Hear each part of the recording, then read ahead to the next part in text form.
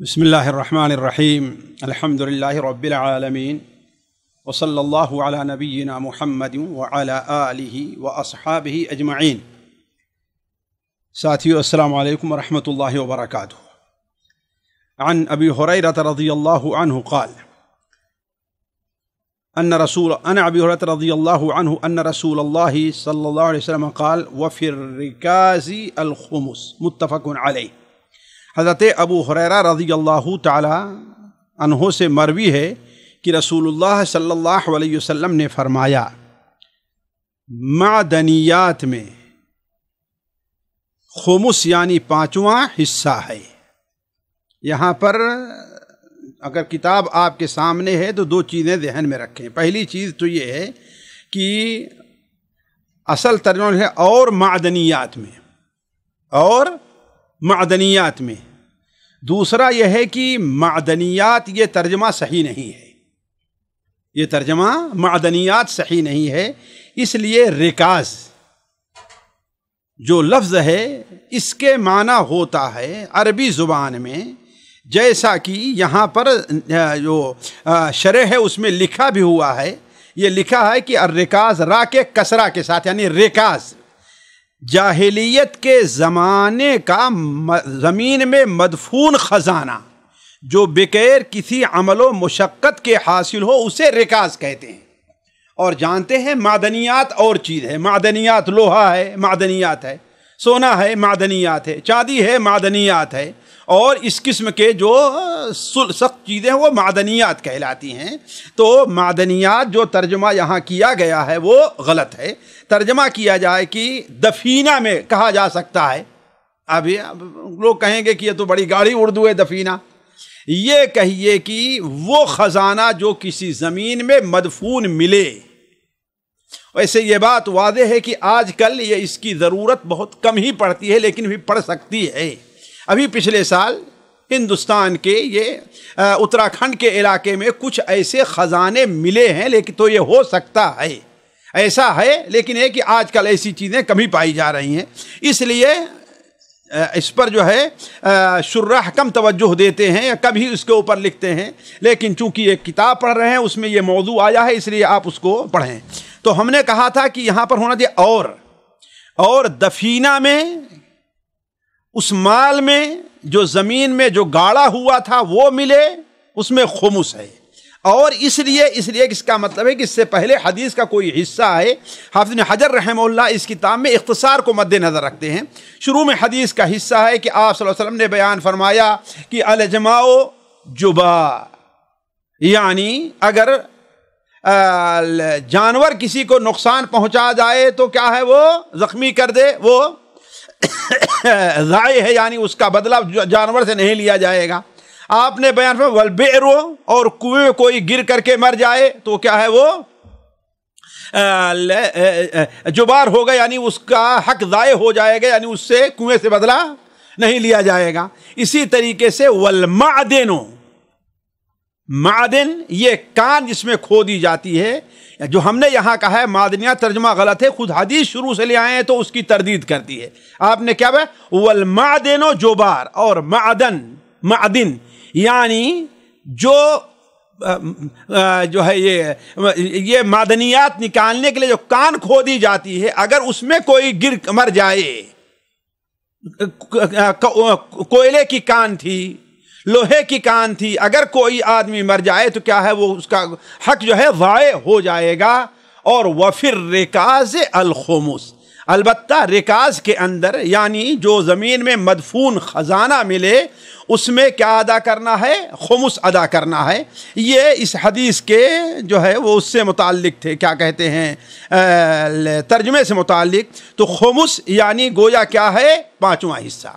سب سے پہلے یہ دیکھیں کہ مدفون مال کیا ہے، اس کے بارے میں یہ دیکھیں۔ دیکھیے عربی میں مدفون مال، رکاز اس مال کو کہتے ہیں جو کسی انسان کے ذریعے زمین میں دفن کیا گیا ہو۔ اس لیے کہ ساتھیوں دیکھیے زمین میں جو چیزیں پائی جاتی ہیں وہ جو ہے وہ دو تین قسم کی ہیں۔ ایک تو یہ ہے کہ وہ زمین ہی کی قسم سے ہیں اور زمین میں پائی جا رہی اندر ہیں، جیسے کنکڑ پتھر وغیرہ ہیں۔ دوسری چیز وہ ہوتی ہے وہ زمین کے جنس سے نہیں لیکن زمین میں پائی جا رہی ہیں، زمین کے جنس سے نہیں لیکن زمین میں پائی جا رہی ہیں۔ یہ بات مجھے اگلی حدیث میں کہنی چاہیے تھی، اس لیے کہ وہاں پر آ رہا ہے، لیکن یہیں پر سن لیجئے۔ جیسے سونا ہے، چاندی ہے، زمین میں ہے لیکن زمین کی جنس سے نہیں، مٹی کے جنس سے نہیں ہے، اسی طریقے سے لوہا ہے، وہ زمین میں ہے لیکن اس کے جنس سے نہیں ہے۔ تیسری چیز وہ ہوتی ہے جو زمین کے جنس سے نہیں ہے لیکن فطری طور پر اللہ نے نہیں رکھا ہے، کسی انسان نے اسے دفن کر دیا تھا۔ یہ ہے اصل میں رکاز، مدفون مال، یہ مدفون مال ہے۔ تو یہاں پر مراد وہ زمین کے اندر مدفون خزانہ ہے جس کے مالک کا پتہ نہ ہو، جس کے مالک کا پتہ، اگر مالک کا پتہ ہے تو ظاہر بات وہ اس کا ہوگا، لیکن اگر مالک کا پتہ نہیں ہے، کسی ایسی زمین میں مل رہا ہے جو بالکل بنجر اور بے آب و گیا ہے، وہاں پر کہیں آبادی کا نشان تک نہیں ہے، اگر ایسی جگہ پر ملے اور یہ پتہ چلے کہ ہاں بھائی یہ بہت پرانا صدیوں پہلے کا دفن شدہ خزانہ ہے، تو اس کے بارے میں ہوگا۔ اسی لیے رکاز یعنی دفینہ مدفون خزانے کے لیے دو شرط علماء لگاتے ہیں۔ ایک شرط یہ ہے کہ وہ زمانے جاہلیت کا ہو، وہ زمانے جاہلیت کا ہو، اسلامی دور کی بات نہ ہو، اور دوسرا یہ ہے کہ وہ غیر آباد جگہ میں ہو، کسی آبادی میں نہیں، کہاں ہو؟ غیر آباد جگہ میں ہو۔ یہ دو چیزیں جب پائی جائیں گی تو اسے رکاز کہا جائے گا۔ اس سے جو مسئلے نکلتے ہیں وہ یہ ہے کہ اگر کسی کو دفینہ ایسا مل جائے، ایسا خزانہ مل جائے کہ جس پر کوئی ایسی علامت نہیں ہے کہ یہ کس کا ہے، کسی کی زمین بھی یہ خاص نہیں ہے، یہ ہے، اگر ایسا خزینہ مل جائے اور پتہ چلے کہ یہ پتہ نہیں صدیوں پرانا ہے، اس پر کوئی علامت بھی نہیں کہ ہاں کس بادشاہ کے زمانے کی ہے، یا زمانے جاہلیت کفر کے زمانے کی یہ جو ہے چیزیں ہیں، تو اگر ملے تو اس میں سے 5واں حصہ نکالنا ضروری ہے۔ دوسرا فائدہ یہ ہے کہ اس کا کوئی نصاب نہیں ہے، یہ نہیں ہے کہ اتنے مقدار ملے تب اس میں سے 5واں حصہ نکالا جائے گا، تھوڑا ملے یا زیادہ ملے۔ اگر 100 روپے ملے تو اس میں سے 5واں حصہ یعنی 5 روپے ہے کہ نہیں ہے، تو اس کا کوئی، اس لیے کہ اللہ کے رسول صلی اللہ علیہ وسلم نے اس کی کوئی وہ جو ہے کوئی نصاب نہیں بتایا۔ آپ نے کہا وَفِرْ رِکَازِ، اور رکاز میں کیا ہے؟ وہ 5واں حصہ ہے، اور نہ ہی اس کے اوپر سال کا گزرنا شرط ہے، نہ ہی اس پر سال کا گزرنا شرط ہے۔ تیسری چیز، ہر وہ چیز جس کی قیمت ہو، خواہ سونا ہے، چاندی ہے، لوہا ہے، پیتل ہے، وہ رکاز میں داخل ہوگی اگر ملے تو۔ شرط یہ ہے کہ وہ حلال ہو، اگر حرام ہو تو آپ کہیں کہ حرام کیسی چیز ملے گی؟ بھائی کسی کوئی مورتی مل گئی سونے کی پرانی، زمین میں جو ہے جو دفن تھی، ظاہر بات تو ہمارے لیے حلال نہیں، حرام ہے۔ تو اگر وہ حلال نہیں ہے تو اس کا لینا ہمارے لیے کیا ہے؟ جائز نہیں ہوگا۔ شرط یہ ہے کہ وہ ایسی چیز جو ہمارے لیے کیا ہے؟ وہ جائز ہو۔ اگر بہت سے لوگوں کو اس کا پر اعتراض ہوگا کہ آج کل وہ مورتی بیچنے جائے بڑی قیمت لگے گی، ہمارے لیے مورتی بیچنا جائز نہیں۔ سونا چاندی ہے، اس کو پگھلا دے، سونے کی شکل میں ہے، ٹھیک ہے، پگھلا کر کے۔ ہاں، چوتھا فائدہ یہ ہے کہ یہ 5واں حصہ جو نکالا جائے گا اسے دیا کس کو جائے گا؟ کس کو دیا جائے گا؟ آیا وہ غریب کا حصہ ہے یا بیت المال کا حصہ ہے؟ اس سلسلے میں اہل علم کا کیا ہے؟ آپس میں اختلاف ہے۔ کچھ اہل علم کہتے ہیں کہ یہ زکوٰۃ کے طور پر یہ حصہ کس کا ہے؟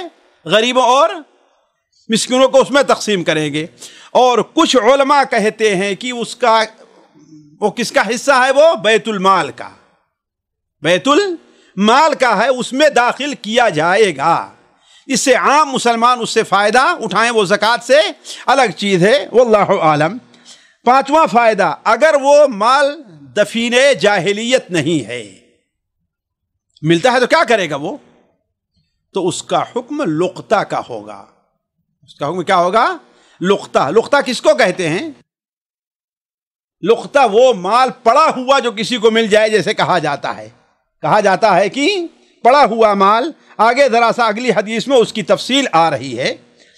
اگلی حدیث ہے عمرو بن شعیب عن ابیہ جدہ وعن عمرو بن شعیب عن ابیہ عن جدہ ان رسول اللہ صلی اللہ علیہ وسلم قال فی کنز وجدہ رجل فی خربۃ ان وجدتہ فی قریۃ مسکونۃ فعرفہ وان وجدتہ فی قریۃ غیر مسکونۃ ففیہ وفی الرکاز الخمس ففیہ وفی الرکاز الخمس. یہ حدیث جو ہے حضرت عمرو بن شعیب رضی اللہ تعالی عمرو بن شعیب سے رحمہ اللہ سے مروی ہے، اور عمرو بن شعیب اسے روایت کرتے ہیں کسے؟ اپنے باپ شعیب سے، اور وہ روایت کرتے ہیں اپنے دادا حضرت عبداللہ ابن عمر رضی اللہ تعالی عنہما سے کہ رسول اللہ صلی اللہ علیہ وسلم نے اس خزانے کے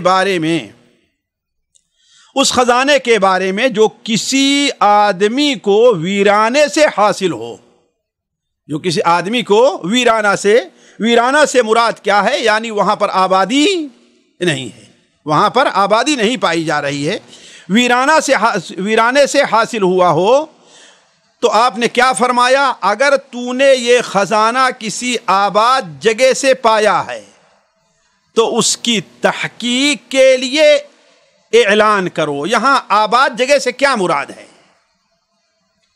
پہلے حدیث میں کیا بیان فرمایا آپ نے کہ آدمی کوئی خزانہ پائے کسی خربہ ویرانے میں، تو ان وجدتہ فی قریۃ مسکونہ، اگر تو پائے کسی آباد جگہ میں، یعنی کسی ایسی جگہ میں جو پہلے آباد تھی آج ویران ہو گئی ہے. جیسے ہمارے اور آپ کے ہاں دیکھتے ہیں بعض آبادیاں رہتی ہیں لیکن ایک گاؤں وہاں سے منتقل دوسری جگہ چلا جاتا ہے. آپ ہمارے یہاں جو الغات میں رہنے والے ہیں وہ لوگ جانتے ہیں کہ پرانا الغات اور یہ نیا الغات، پرانا الغات آج کیا ہے؟ ویران ہوئے. ایسے بہت سے شہروں کے اندر یہ چیز پائی جاتی ہے. تو یہاں قریہ مسکونہ سے مراد کیا ہے؟ یہ نہیں ہے کہ جو ابھی جو گاؤں آباد ہے، نہیں، اس لیے کہ سوال ہوا تھا اس خزانے کے بارے میں جو خربہ ویران جگہ، یعنی جہاں لوگوں کی آبادی نہیں، وہاں پر پایا جا رہا ہے. تو آپ نے اس کی دو شکل بتائی ہے. ایک شکل تو یہ ہے کہ وہ وہاں پر پہلے سے آبادی رہی ہو، آبادی کے نشان کھنڈرات پائے جا رہے ہیں، اور دوسری شکل یہ ہے کہ وہ بالکل غیر مسکون آباد جگہ ہے.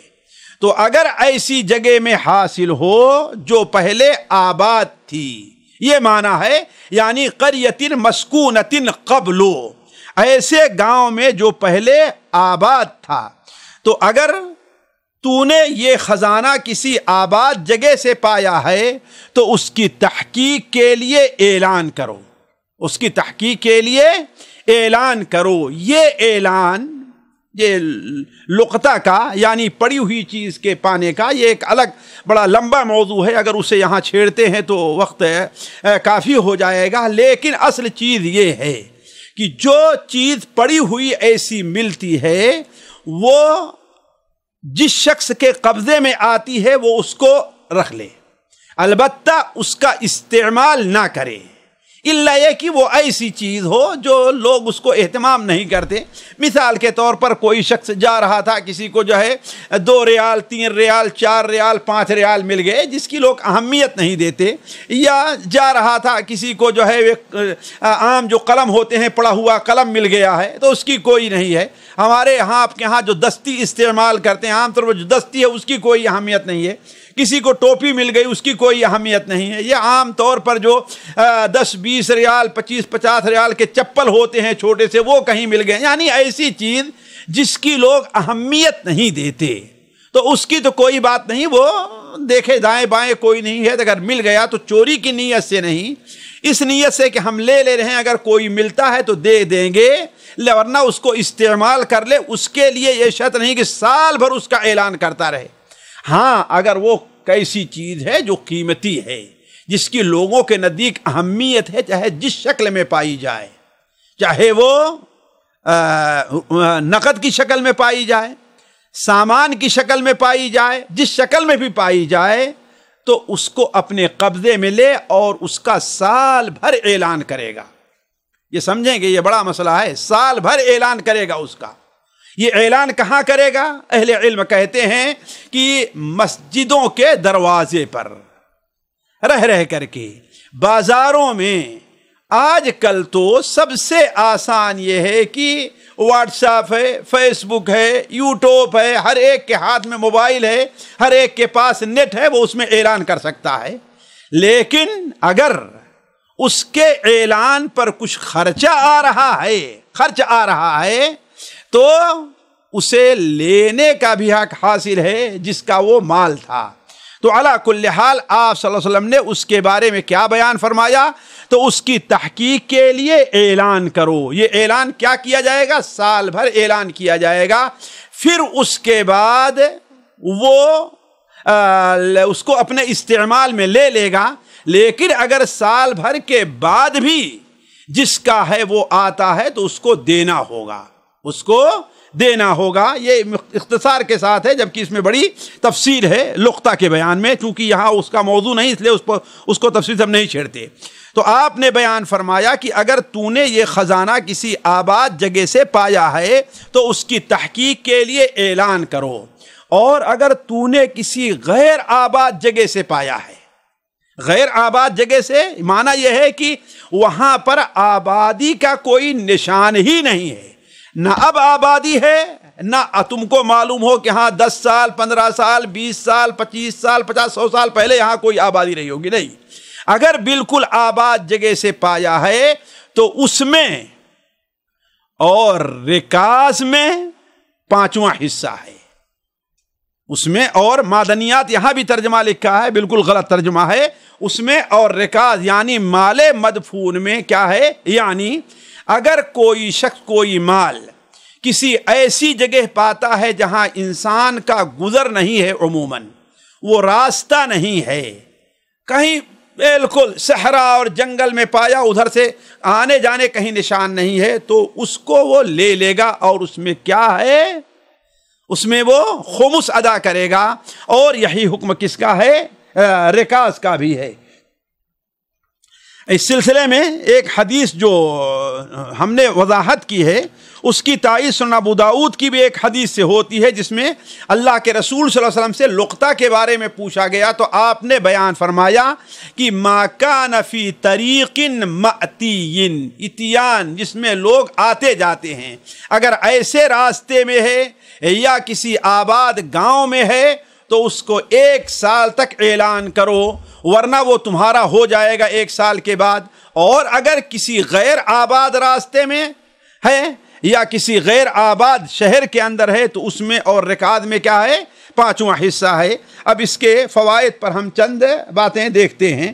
پہلا فائدہ، کوئی ویران آبادی جو پہلے آباد تھی اور اب ویران ہے تو اس میں پایا گیا مال لقطہ کے حکم میں ہے، وہ رکاز یعنی خزانہ دفینہ کے حکم میں نہیں ہوگا. یعنی اس کا سال بھر اعلان کیا جائے گا. پھر پانے والا اگر اس کا مالک آ جائے، پانے والے کے پاس اس کا مالک آ جائے تو اس کو دے دے گا، اور نہیں تو اس کا اپنا مال ہو جائے گا. یعنی اس میں سے زکوٰۃ وغیرہ یا خمس نہیں نکالنا ہے. اس لیے یہ حدیث بیان کی گئی ہے یہاں پر، اس میں سے خمس نہیں نکالنا ہے. دوسری چیز فائدہ ہم نے کہا، یعنی لقطہ میں خمس یا زکوٰۃ نہیں ہے، جیسا کہ بھی ہم نے کہا لقطہ یعنی پڑی ہوئی چیز میں. ہاں، اگر سال بھر کے بعد جب اصل مالک نہیں آتا ہے اور پانے والا اسے اپنی ملکیت میں کر لیتا ہے تو اب نئے سال سے اس کا شمار ہوگا. مثال کے طور پر ایک شخص ہے، اسے اتنا سونا مل جاتا ہے جو 750 یا گرام ہے، یا اس کے پاس کچھ سونا ہے، اس کو ملانے کے بعد نصاب کو پہنچتا ہے. اسے سال بھر رکھے رہا، اس کا اعلان کرتا رہا، اس کا لینے والا نہیں آیا. اب یہ اس 1 سال گزرنے کے بعد اس کی ملکیت ہو جائے گی. یہ سال گزرا ہے لیکن اس پر زکوٰۃ نہیں. کیوں؟ اس لیے کہ اس کی ملکیت نہیں تھی. اب اس کے بعد سے سال گزرے گا تب اس کی زکوٰۃ دینی ہوگی.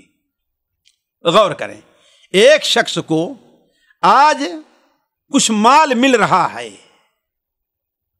جو لقطہ جس کا حکم ہے یعنی پڑی ہوئی چیز کا حکم ہے وہ نقد کی شکل میں ہے، بڑی جیسے بھی ہو نقد شکل میں ہے، تو وہ اس کے قبضے میں آج آ رہا ہے، وہ سال بھر اسے اپنے پاس رکھے گا، لیکن اس کے بارے میں اعلان کرتا رہے گا، اعلان برابر کرتا رہے گا جیسے کہ اعلان کرنے کا حق ہے۔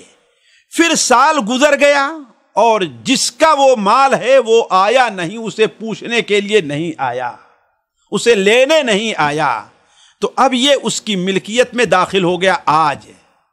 اگرچہ اس کے پاس سال گزرا ہے، اس کی زکوٰۃ اسے نہیں دینی ہوگی، کیوں؟ اس لیے کہ اس کا مال نہیں تھا، یہ اس کا مال نہیں تھا۔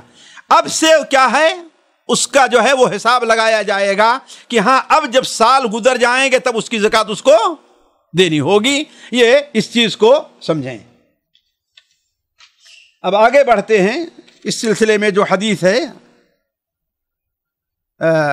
حضرت بلال ابن حارث کی 504 نمبر حدیث اور ہمارے آپ کے سلسلے درس کی 22ویں حدیث ہے۔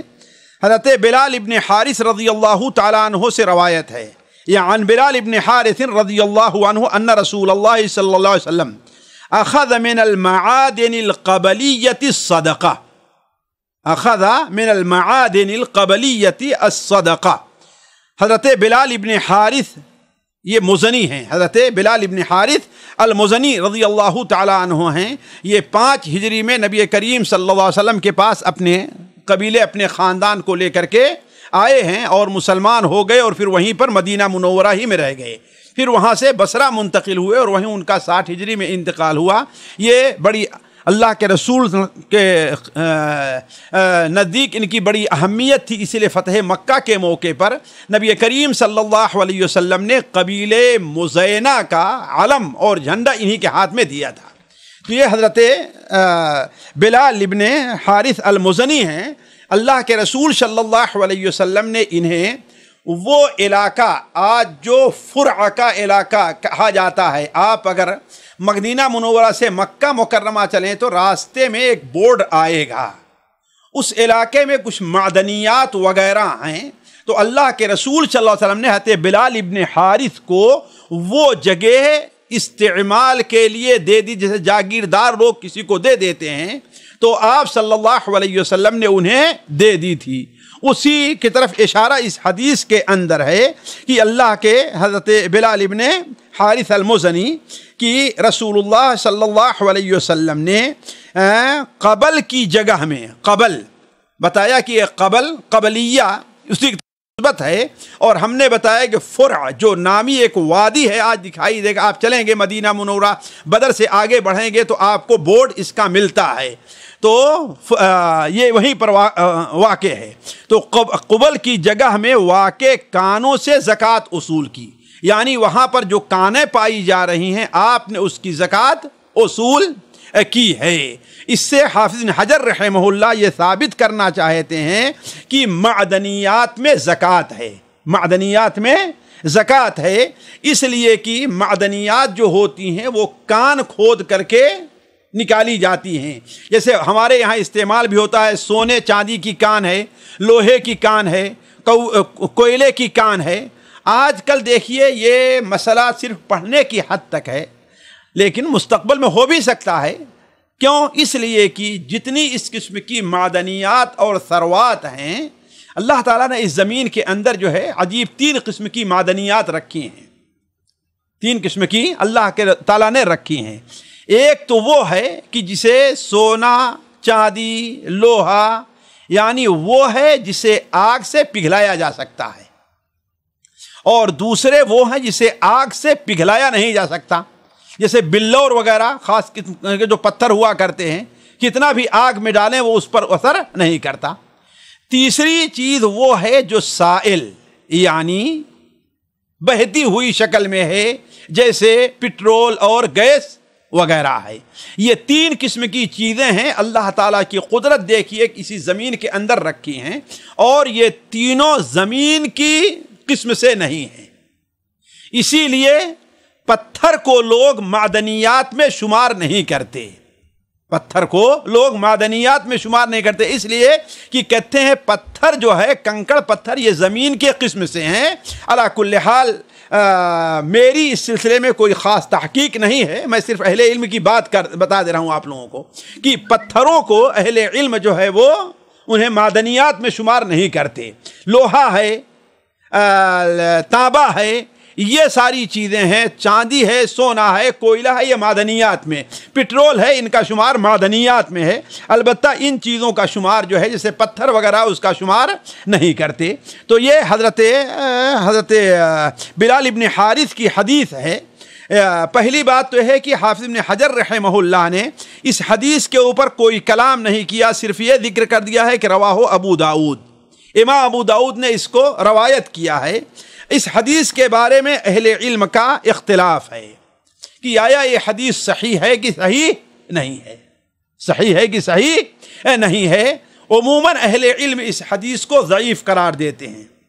وجہ اس کی ہے کہ دیکھیے علم حدیث کیا ہے، اس کی حدیث کی جانچ اور پڑتال میں علماء نے بڑی باریک بینی سے کام لیا ہے۔ مثال لے لیجئے اسی حدیث کو، اس حدیث کو ربیع ابن عبد الرحمن جو اپنے وقت کے فقیہ تھے، ربیعہ بلکہ فقہائے مدینہ میں ان کا شمار ہے، ربیع ابن عبد الرحمن، یہ وہی عبد الرحمن کے بیٹے ہیں جن عبد الرحمن کا قصہ آپ لوگ واعظوں سے سنتے ہوں گے کہ وہ مدینہ سے نکل گئے اور اپنے بیوی کے پاس کچھ پیسہ رکھ کر کے گئے ہوئے تھے، تو پتہ نہیں کتنے سال کو بعد، 20 یا 25 سال کے بعد جب واپس آئے تو ان کی بیوی اپنے بیوی سے پوچھا کہ ہمارا خزانہ کیا ہوا؟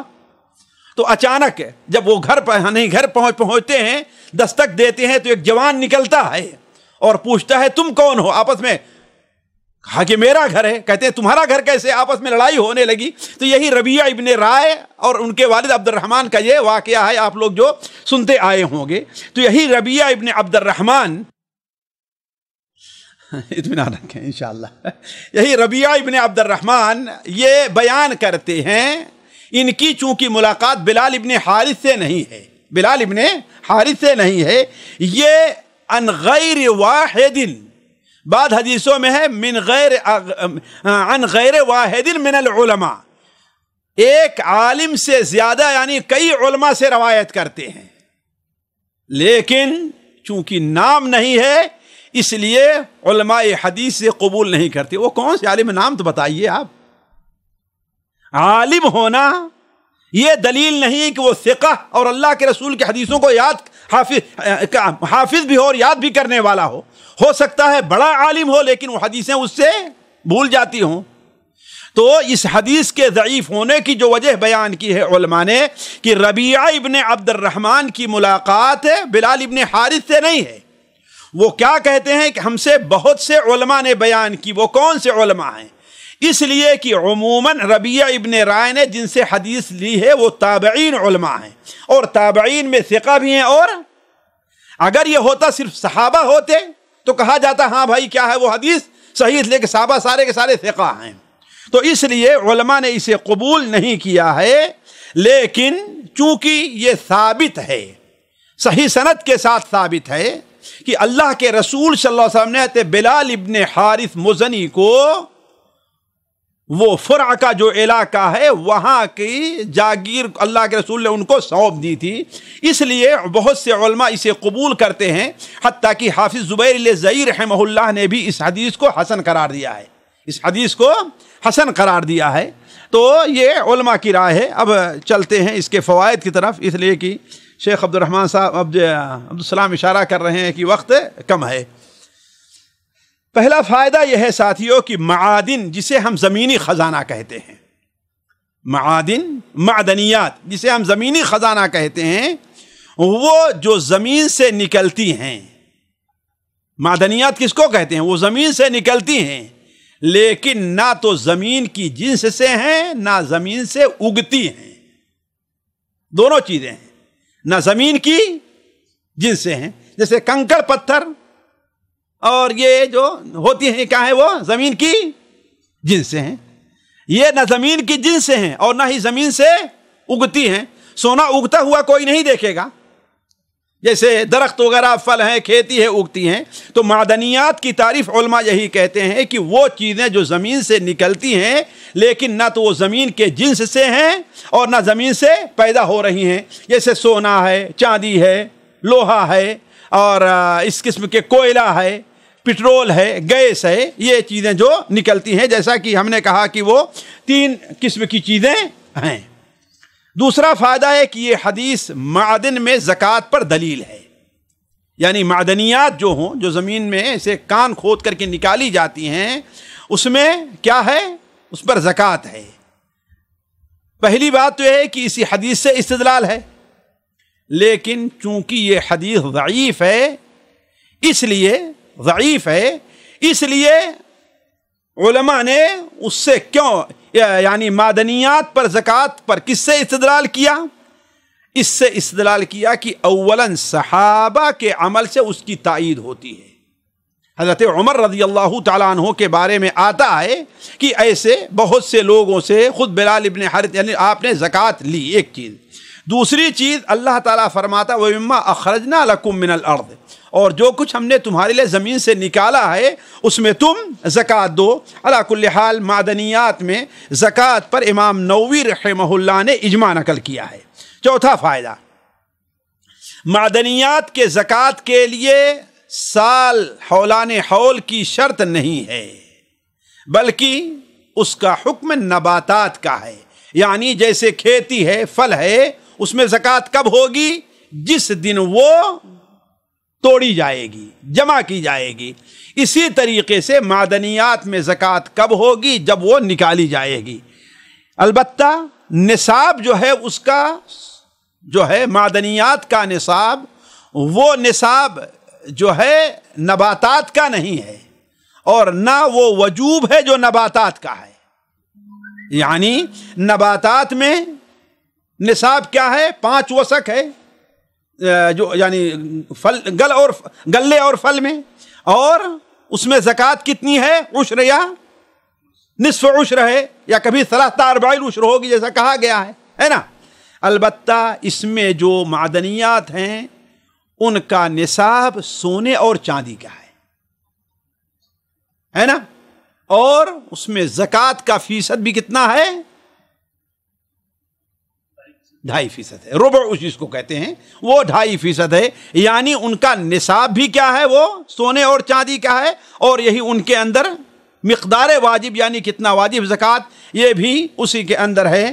البتہ رہ گیا پٹرول اور اس کا معاملہ، تو یہ واللہ عالم اس میں زکوٰۃ ہے کہ نہیں. لیکن یہ بات ہم نے پہلے ہی بتائی تھی کہ یہ چیزیں ایسی ہیں کہ صرف علمی طور پر آپ لوگ اس کو سمجھیں، لیکن آج کل چونکہ معدنیات وغیرہ پر گورنمنٹ کا قبضہ ہے، کسی انسان کا قبضہ نہیں ہے، یا کسی کمیٹی کا قبضہ نہیں ہے، اس لیے اس کے اوپر آج کل زکوٰۃ کا مسئلہ بہت ہی کم ہوتا ہے. واللہ عالم. وصلی اللہ علی نبینا محمد وعلی آل محمد. اب رہ گیا ایک نیا باب جو زکوٰۃ فطر سے متعلق ہے.